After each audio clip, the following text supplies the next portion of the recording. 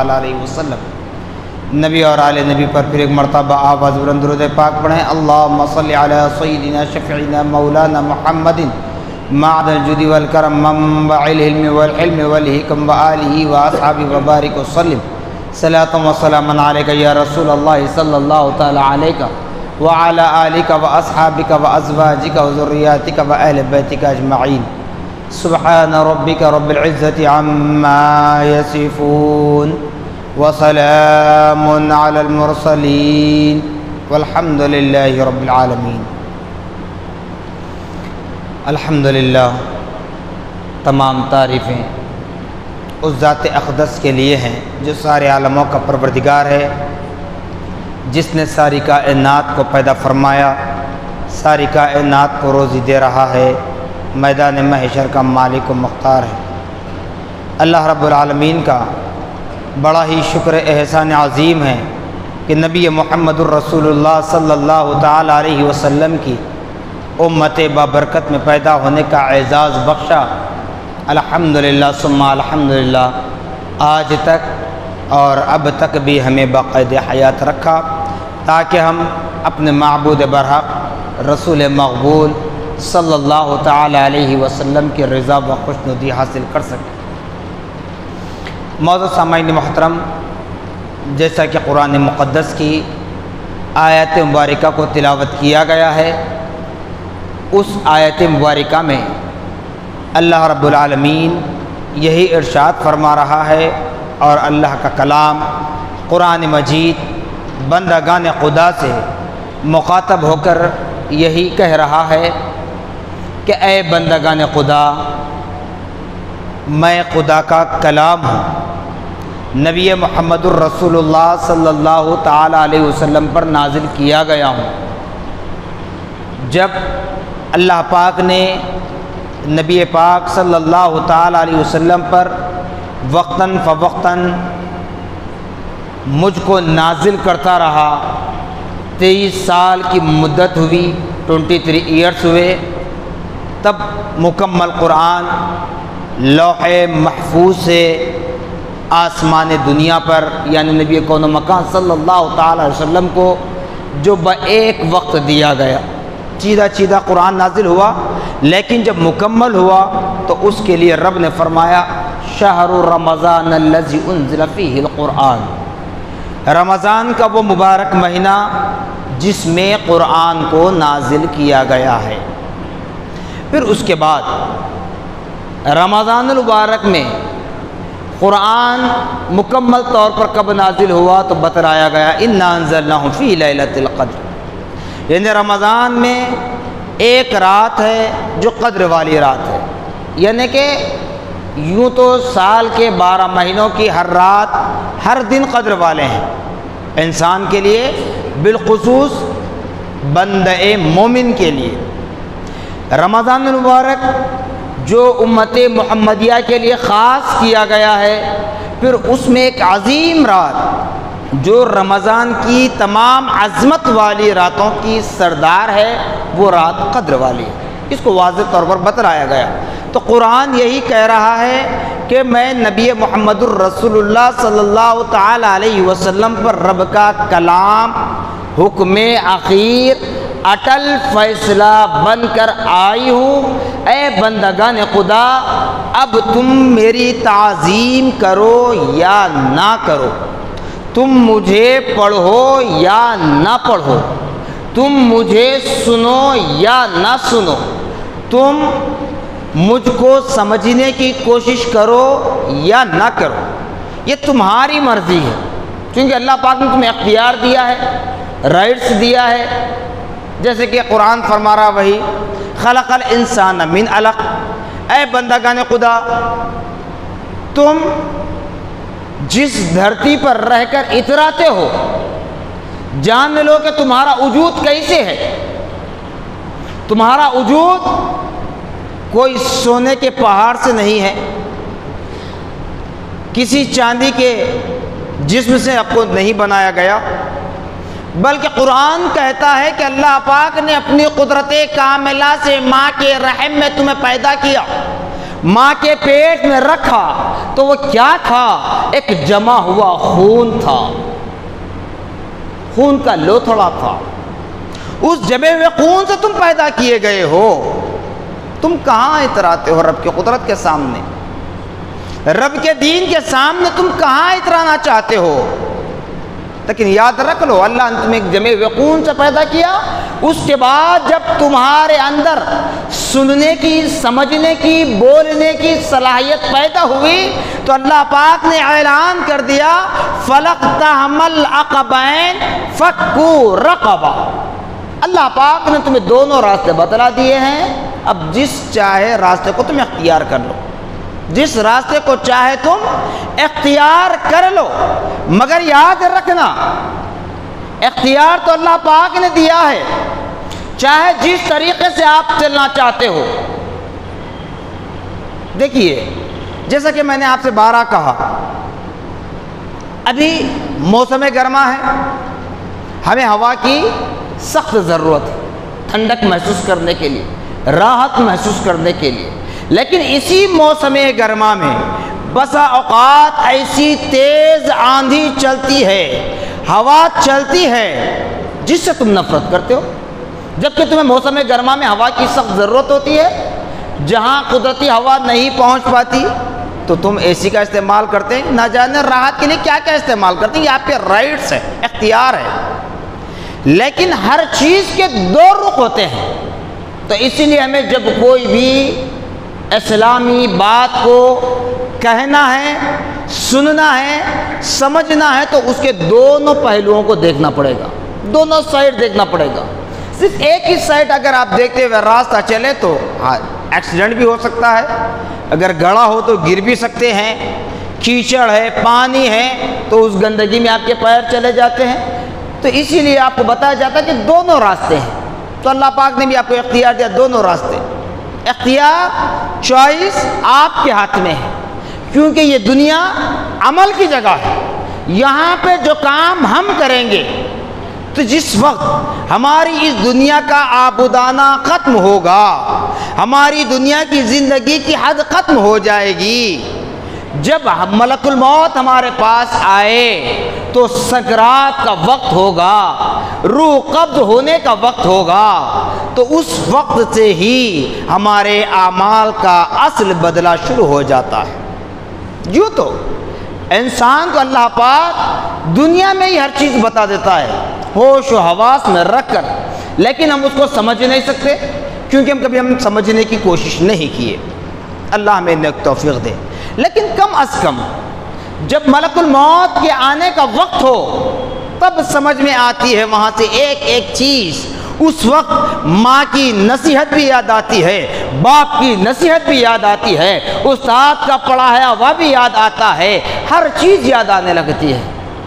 اس وقت احساس ہوتا ہے کاش جس وقت ہمیں نماز پڑھنے کا موقع تھا اس وقت ہم نماز پڑھ لیتے، جس وقت ہمیں قرآن پڑھنے کا موقع تھا اس وقت ہم قرآن کو پڑھ لیتے، سمجھ لیتے، اس پر عمل کرتے، تو آج تکلیف کا دن دیکھنے کو نہیں ملتا۔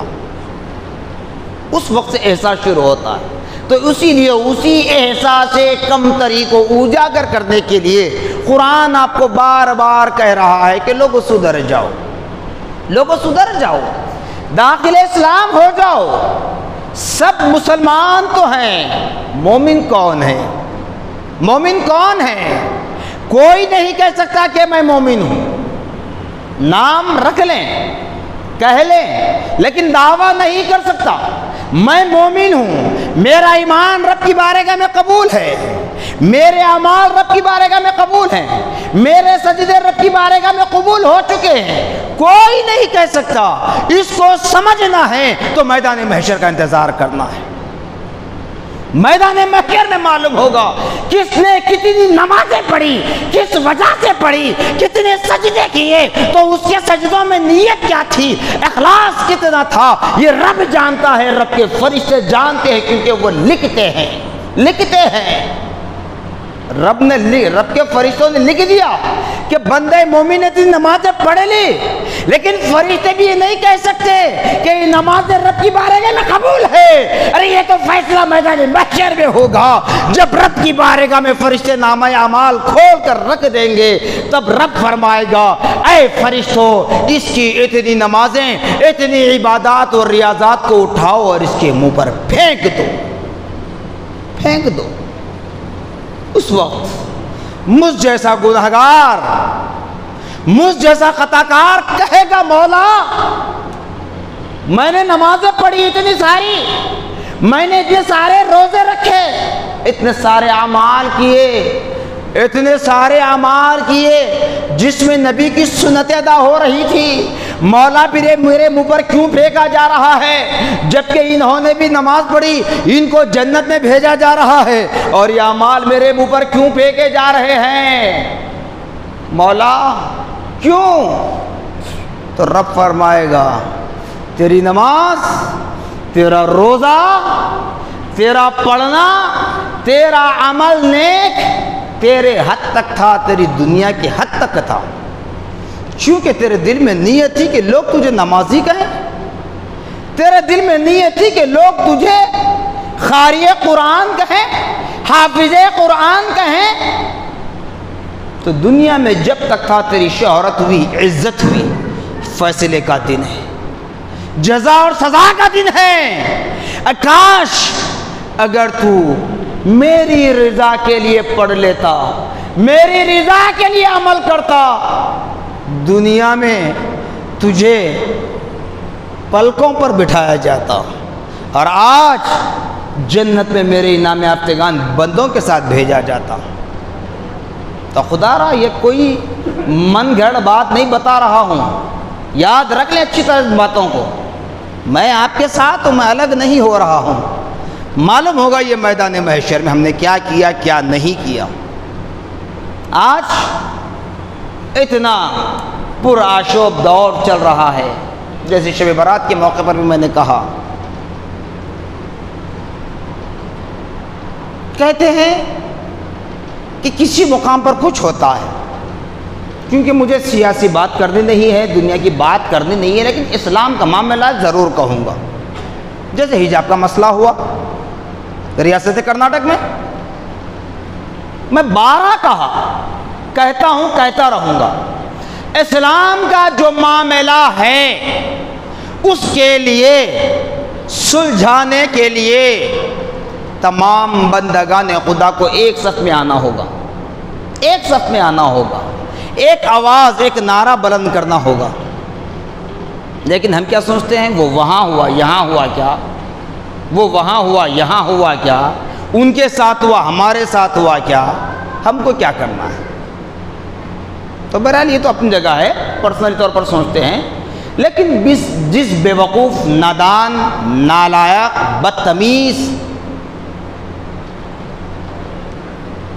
خاتون ہے نا، خواتین اسلام کو اللہ اس کے رسول نے حیا کی چادر پہنائی، قسم اس خدا رب ذوالجلال کی جس کے قبضے قدرت میں آپ کی اور میری جان ہے۔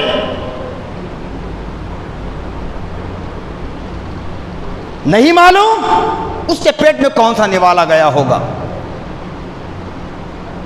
اس پر طنز کرنا مقصد نہیں ہے، بلکہ اس جیسا خیال رکھنے والے دنیا کے کسی ملک، کسی کنٹری کے افراد ہو، چاہے مرد ہو یا عورت،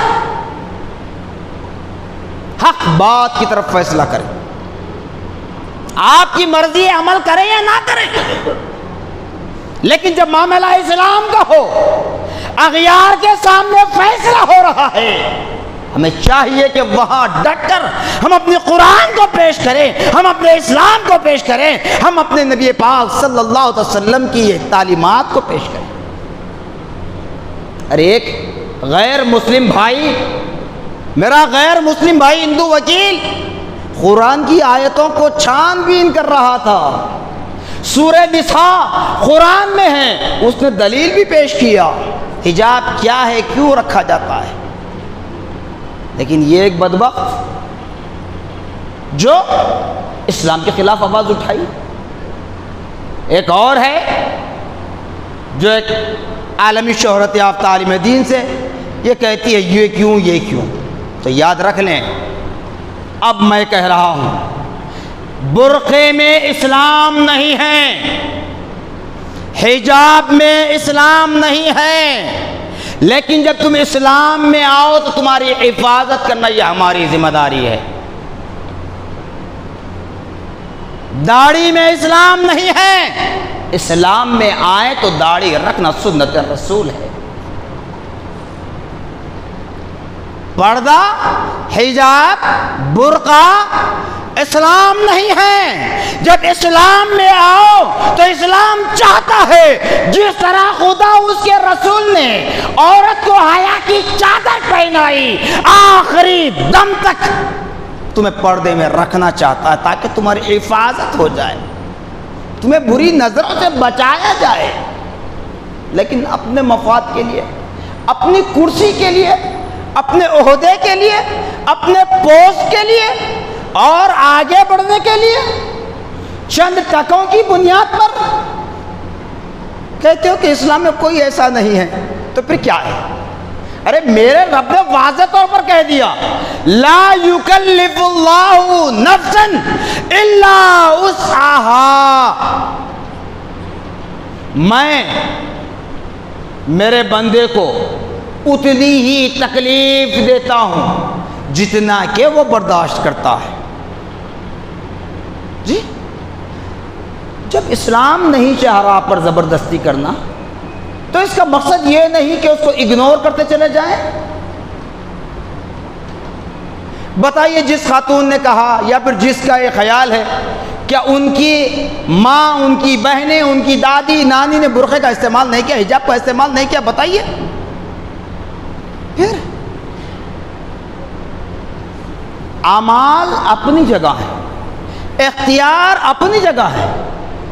قرآن نے کہہ دیا کہ فرقتہم العقبین فکوا رقبہ، اللہ رب العالمین نے دونوں راستے بتلا دیے، اب وہ جسے چاہے اختیار کر لے، تو اختیار کرو، آپ جو چاہے کرو، 24 گھنٹے زنا کرتے رہو، 24 گھنٹے شراب میں لطف رہو، کوئی نہیں روکے گا آپ کو، اختیار ہے آپ کا۔ پتہ چلے گا مرنے کے بعد، پتہ چلے گا مرنے کے بعد، لیکن یہ لا کر اسلام پر کیوں تھوپتے ہو کہ اسلام نے ایسی کوئی ضروری نہیں ہے، مرضی ہے، اسلام نے رائٹ دیے ہیں، آپ جیسے جاتے جائیے، ہمیں کوئی پرواہ نہیں۔ لیکن اسلام کو بدنام کرنے کی سازش کرنا یہ بہت بری بات ہے۔ اسی لیے میں نے بارہ کہتا ہوں کہ کسی معاملے میں اسلام کے کسی معاملے میں جب تک کوئی مسلمان اس کا ساتھ نہ دے کوئی معاملہ حل نہیں ہو سکتا، کوئی مسئلے پر غیر فائدہ نہیں اٹھا سکتا، مسلمان کو نقصان نہیں ہوتا۔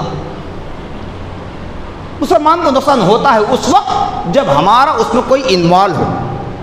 اب تک کہتا تھا تو آپ لوگ سمجھتے تھے ہاں موسیٰ ویسے ہی کہتے رہتے، تو آپ نے دیکھا نا کرناٹک کی بینچ پر جو فیصلہ ہوا اس میں خاتون ہے نا، مسلمان خاتون ہے نا، وہ بھی تو خاتون ہے، عورت ہے۔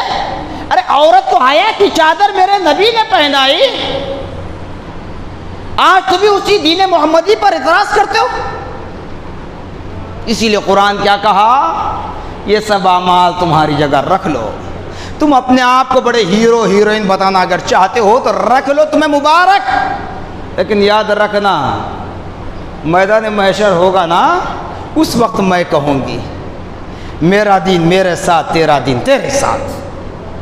کہتے ہیں نا اللہ معاف کرنے والا ہے، ارے گناہگار آپ ہو جاؤ، مغفرت خدا سے طلب کر لو، معاف کرنا اس کی مرضی ہے، معاف کرے یا نہ کرے یہ اس کی مرضی ہے، لیکن اسلام کے نام پر اس طرح کی باتیں کرنا کہ اسلام میں ضروری نہیں ہے، حجاب کا کوئی مسئلہ نہیں ہے، ارے بھائی، ارے میری بہن، ذرا عقل کو ٹھکانے پر لاؤ اور قرآن کھول کر دیکھو۔ قرآن میں ایک سورہ مکمل عورتوں کے نام سے ہے، عورتوں کے نام سے ہے، اور عورت کو جو حیا کی چادر پہنائی نا،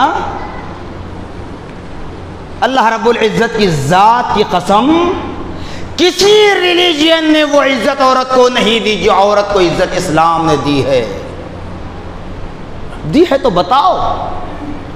ارے ہم بنائے گئے ہیں،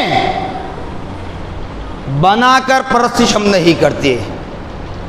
ہم بنائے گئے ہیں، بنا کر ہم کسی کی پرستش نہیں کرتے، اس لیے ہم کسی کا ساتھ نہیں دیتے. ہم تو حقوق العباد میں جہاں ہم اپنے مسلمان بھائی بہنوں کا خیال کرتے ہیں، وہیں پر اغیار غیر مسلم بھائی بہنوں کا بھی خیال کرتے ہیں.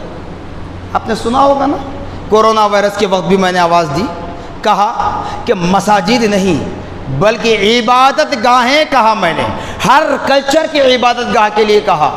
کیا کہ جب کسی بھی کلچر کے اعتبار سے جب عبادت گاہ میں سکون نہیں ہے، عبادت گاہ میں صحت نہیں ہے، عبادت گاہ آنے سے بیماری آتی ہے، تو پھر صحت کہاں ملتی ہے؟ ہم تو یہ خیال کرتے ہیں کیونکہ ہمارے نبی نے ہمیں تعلیم دی ہے کہ تم اپنے دین پر رہتے ہوئے کسی اور کلچر کو غلط نہ کہنا. کیوں کہ وہ بھی رب کا بنایا ہوا نظام ہے، تمہیں آزمانے کے لیے پیدا کیا گیا ہے. تم جس نبی کی امت میں پیدا ہوئے ہیں نا، تم کو جو مقام دیا جا رہا ہے یہ رب کی رحمت ہے، اس کا فضل و کرم ہے. کسی اور نبی کی قوم کو دیکھ کر تانا نہ دینا، یہ ان کے قسمت میں تھا، یہ ہمارے قسمت میں ہے. اسی لیے اپنے آپ کو سانچے میں ڈھالنے کی کوشش کیجیے. اور اسی طرح ایک بات بتاتا چلوں، سنت کا نام لے کر اسلام کو بدنام کر رہے ہیں کچھ ہمارے نوجوان بھائی. اس طرح کی حرکت نہ کریں. داڑھی رکھنا نہیں رکھنا یہ آپ کا اختیار ہے، کیونکہ اسلام کا شعار ہے داڑھی، چہرے پر داڑھی رکھنا اسلام کا شعار ہے، انبیاء کی سنت. جی رکھیں یا نہ رکھیں یہ آپ کا اختیار ہے. لیکن ہیروں کی طرح دیکھ کر، ارطغرل غازی دیکھ کر اس طرح کی داڑھی بنانا، اس طرح کا شیپ رکھنا یہ بالکل غلط ہے. رکھنا ہے داڑھی سنت رسول پر تو رکھیے، نکالنا ہے یہ آپ کی مرضی ہے، اس کو میں نہیں کہتا. نکالنا یہ آپ کی مرضی ہے، لیکن کسی ہیرو کو دیکھ کر یا کسی سیریل کو ارطغرل غازی کو دیکھ کر اس طرح کی داڑھی رکھنا یہ بالکل غلط عمل ہے. اسی طرح میرے نبی پاک صلی اللہ تعالی علیہ وسلم نے مختار کل ہونے کے باوجود بھی، کیونکہ اللہ پاک نے فرمایا تھا نا، اے نبی رزق کا دینے والا میں ہوں، بانٹنے والے آپ ہو. تو اب بتائیے، بانٹنے والا کبھی بھوکا رہتا ہے؟ بانٹنے والا کبھی پیاسا رہتا ہے؟ بانٹنے والا کبھی بے گھر رہتا ہے؟ نہیں رہتا. ہمارے چند اعتبار سے ہم دیکھ لیں، وہ تو خدا کی قدرت ہے، خدا کا سارا نظام چلایا جا رہا ہے. نبی پاک صلی اللہ علیہ وسلم کو قاسم بنایا رب نے، تو کیا اس نبی کے پاس کھانے کے لیے نہیں تھا، پینے کے لیے نہیں تھا، پہننے کے لیے کپڑا نہیں تھا؟ آپ کیا نہیں کر سکتے تھے؟ ہمارے نبی صلی اللہ علیہ وسلم رات رات بھر رویا کرتے تھے. کس کے لیے رویا؟ کیا اپنی ازواج مطہرات کے لیے رویا؟ جاؤ مکہ اور مدینے میں اس سرزمین پر دیکھ لو، کسی ازواج مطہرات کے نام سے کوئی محل بنا ہوا ہے کیا؟ آج بھی ان مقامات کو دیکھ لیں، آپ انٹرنیٹ پر سرچ کر کے دیکھ لیں کیا حال تھا، کیسی زندگی میرے نبی نے بسر کی.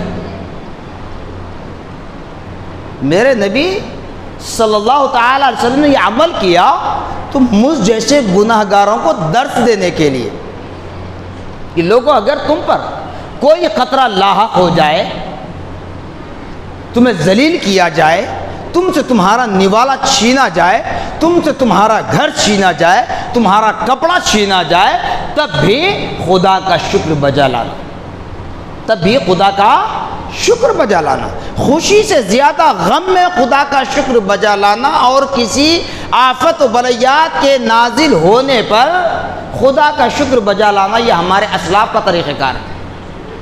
کیونکہ اللہ تعالیٰ جس کو جتنی تکلیف دیتا ہے نا اس سے اتنی ہی زیادہ محبت کرتا ہے. اسی لیے کہا جاتا ہے کہ لوگوں تکلیف میں بھی خدا کا شکر بجا لاؤ تاکہ تم خدا کے اور قریب ہو جاؤ. میرے نبی 70 پیون ڈال کر کپڑا پہنا کرتے تھے. کیوں؟ کیا کپڑا نہیں تھا؟ سب کچھ تھا، لیکن بتانا مقصد یہ ہے کہ حالات ایسے ہو جائیں گے آنے والے دنوں میں، آنے والے زمانوں میں، آنے والی صدیوں میں، تمہارے پاس کچھ نہیں ہوگا تو تم اس طرح اپنے جسم کو ڈھانک لو، لیکن بے حیائی سے بچو، یہ کہنا مقصد ہے۔ لیکن آج ہمارے چند احباب ہیں جو کپڑا سلا رہے ہیں، طریقے کے قسم کی ڈوریاں پٹے لگا کر سلا رہے ہیں، کلر کی بھی پٹیاں ہیں، ٹکڑے جینٹ، اب اس پر لا کر کہہ رہے ہیں کہ نبی کی سنت ہے۔ نعوذ باللہ معاذ اللہ، استغفر اللہ، اللہ نیک توفیق دے۔ کیا ہے؟ ارے تم اپنا فیشن کر رہے ہو اور اس کو سنت سے جوڑ رہے ہو۔ نبی کی سنت یہ نہیں ہے پھٹا پرانا کپڑا ہے اس پر پیون ڈال کر پہنو، یہ سنت نبی ہے۔ تم اچھے خاصے کپڑے کو ٹکڑے کر کے جینٹ لگا کر اس کو فیشن لگا رہے ہو اور کہتے ہو کہ نبی کی سنت۔ خدا را ان تمام اعمال سے گریز کیجئے، پرہیز کیجئے، دور ہو جائیے۔ ایسے کام مت کیجئے گا جس سے تم موت کو اور خدا کے عذاب کو دعوت دے سکیں۔ بہرحال اللہ اس کے رسول کا واسطہ، حالات جو بھی ہو رہے ہیں، آگے اور کیا ہونے والے ہیں وہ رب جانتا ہے، لیکن اللہ نے تمہیں بتا دیا کہ اے میرے بندو، تمہارے پاس طاقت تمہاری نماز ہے، تمہاری طاقت تمہارا سجدہ ہے، تمہاری طاقت تمہاری دعا ہے، تمہاری طاقت تمہارا اتحاد ہے، تمہاری طاقت قرآن پاک کی تلاوت ہے۔ ان اعمال کو اختیار کرو، دیکھو پھر اس کے بعد تم کامیاب ہوتے یا نہیں۔ یہ میں نے کہہ رہا ہوں، خدا کا کلام کہہ رہا ہوں۔ کیونکہ ایک بات بتا دیتا ہوں، نبی پاک صلی اللہ علیہ وسلم کے دور میں مومنین کی میجورٹی بالکل کم تھی نا، روزے اول سے اسلام ہیں، لیکن جب نبی محمد الرسول اللہ صلی اللہ تعالی علیہ وسلم نے آغاز کیا تبلیغ کا، تبلیغ سے مراد آج کی تبلیغ میں مت جائیے گا، وہ نبی کی تبلیغ تھی۔ زندگی بھر بھی ساری کائنات مل کے تبلیغ کر لے تو نبی کی تبلیغ کے تا تک بھی کوئی نہیں پہنچ سکتا۔ جس وقت آغاز کیا اس وقت سے ہی دشمنیاں شروع ہو گئیں، ورنہ اس سے پہلے کیا تھا؟ ہمارے نبی کو صادق اور امین کہہ کر پکارا کرتے تھے، سچے اور امانت دار کہہ کر پکارا کرتے تھے۔ لیکن جب نبی نے فرمایا قولوا لا الہ الا اللہ، لوگوں کہو اللہ ایک ہے، اس کے سوا کوئی عبادت کے لائق نہیں ہے، دشمنی بڑھتی گئی، دشمن ہوتے گئے، نماز کی طرف بلایا، دشمن ہوتے گئے۔ تو اس وقت کی جو دشمنی تھی، اس وقت کی جو تکالیف تھی، کیا اس کے برابر کوئی تکلیف آج ہمیں ہو رہی ہے؟ سوچیے کبھی، ایک رائی دانے کے برابر بھی اتنی تکلیف ابھی نہیں ہوئی جو میرے نبی پر ہوئی۔ جب ہمارے نبی صلی اللہ علیہ وسلم تبلیغ کے لیے نکلے تو طائف کے میدان میں اتنے پتھر برسائے گئے کہ آپ کا جسم مبارک خون سے لہولیان ہو گیا، اتنی تکلیف نہیں آئی، پھر بھی ہم ناشکر ہیں، دین اسلام کا راغب ہونا نہیں چاہتے۔ ارے احکام اسلام کو پڑھیے، خدا اس کے رسول کے پابند ہو جائیے۔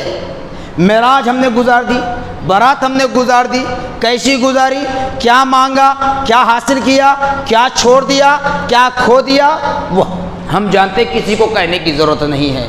تو بہرحال اللہ زندگی دے، حیات دے، صحت دے، تو انشاءاللہ ایک ہفتے کے بعد، ہفتہ 10 دن کے بعد رمضان المبارک کی آمد ہوگی، اس کو غنیمت جان لیں، اس کو غنیمت جان لیں۔ میں بارہا کہتا ہوں، موت کا بھروسہ نہیں ہے۔ میں بھی نوجوانی کی عمر میں ہوں، میں یہ نہیں کہہ سکتا کہ ابھی تو میرا کیا ہوا ہے، ابھی تو میرے بال کالے ہیں، جب سفید ہو جائیں گے تب میں اللہ اللہ کروں گا، میں بھی نہیں کہہ سکتا، نہیں معلوم کس کے سامنے کون چلا جائے گا۔ تو اس لیے خدا را اللہ اس کے رسول کا واسطہ، باتیں سخت دکھتی ہے مگر عمل کی طرف لانا مقصد ہے، کسی پر کوئی طنز مقصد نہیں ہے، چاہے کوئی بھی کچھ بھی عمل کر لے، لکم دینکم ولی دین کے تحت بات کر رہا ہوں۔ تو قرآن سارا یہی کہہ رہا ہے، میدان محشر میں بھی قرآن یہی کہے گا، اے بندے تو مجھے پڑھا کرتا تھا، لوگ تجھے قاری قرآن کہیں، تو نے مجھے اپنے سینے میں محفوظ کیا تھا۔ اگر کوئی ایسے لوگ بھی ہیں تو ان کے لیے بھی قرآن کہتا ہے سب کچھ اپنی جگہ ہے، لیکن اب یہاں نفسا نفسی کا عالم ہے، تیرا دین تیرے ساتھ، میرا دین میرے ساتھ، یعنی کہ تیری جزا تیرے ساتھ، میری جزا میرے ساتھ۔ جو جزا ہے وہ بدلہ ملے گا، سزا کا مستحق اگر تو ہے تو رب معاف کرنا ہے، اس کی مرضی وہ معاف کر دے، اگر نہیں تو میں کچھ نہیں کر پاتی۔ تو اسی الفاظ، اسی آیت مبارکہ کے مصداق آپ حضرات سے یہی مؤدبانہ التماس کر رہا ہوں، اپیل کر رہا ہوں کہ اپنی ذمہ داری کو سمجھیے۔ مسجد ہے، یہ مسجد نہیں بلکہ آپ کہیں پر چلے جائیں، ہر مسجد خدا کا گھر ہے، وہ صرف انتظامی کمیٹی انتظامات کرنے کے لیے ہوتی ہے، لیکن ہر مصلی کی ذمہ داری ہوتی ہے کہ مسجد کو پاک صاف رکھا جائے، ہر مصلی کی ذمہ داری ہوتی ہے مسجد کی حفاظت کیسے؟ سجدوں کے ذریعے۔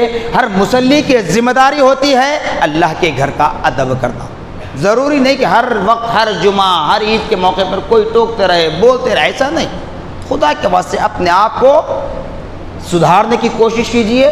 موسم گرما ہے، رمضان مبارک کی آمد بھی ہے، ابھی کہہ رہا ہوں آپ سے، نہ جانے پھر آنے والا جمعہ، آنے والا دن، آنے والی سانس مجھے نصیب ہو یا نہ ہو، اس لیے میں کھول کر کہہ دے رہا ہوں کہ رمضان المبارک کے موقع پر بھی اللہ کے گھروں میں کوئی فتنہ جھگڑا کرنے کی ضرورت نہیں ہے۔ آرام گھر میں، مسجد عبادت کے لیے، مسجد عبادت کے لیے آرام کی جگہ نہیں ہے۔ آپ گھر میں جا کر پورے فیان، پوری ایسیاں کھول کر لیٹ جائیں، کوئی نہیں روکے گا۔ مسجد میں آئیں، نماز پڑھیں اور چلے جائیں، خدا کے واسطے، چاہے رمضان ہو، چاہے اور دن ہو، چاہے موسم گرما ہو، کوئی اور دن ہو۔ مگر مسجدوں میں لیٹنا، آرام کرنا، فیان ڈال کر بیٹھ جانا، گروپ بنا کر بیٹھ جانا، یہ بالکل غلط عمل ہے۔ بس اپنے آپ کو سدھارنے کی کوشش کریں، ایسے اعمال کو اختیار کریں جس سے اللہ اور اس کا رسول ہم سے راضی ہو جائے، تاکہ ہمارے خاتمے کے وقت بھی سکون و اطمینان، راحت کے ساتھ ہماری روح قبض ہو جائے۔ جب ہماری روح قبض ہو تو اس طرح ہماری جان سے روح نکلے کہ فرشتے ہماری روح کو لینے کے لیے تڑپ رہے ہیں، فرشتے ہماری روح کو لینے کے لیے تڑپتے رہیں۔ اس طرح اپنے آپ کو پاک و صاف کر لیں، اللہ اس کے رسول کا قرب حاصل کرنے کی کوشش کریں۔ جزاکم اللہ خیرا جزا، وآخر دعوانا الحمدللہ رب العالمین۔ سنت ادا فرمائیں۔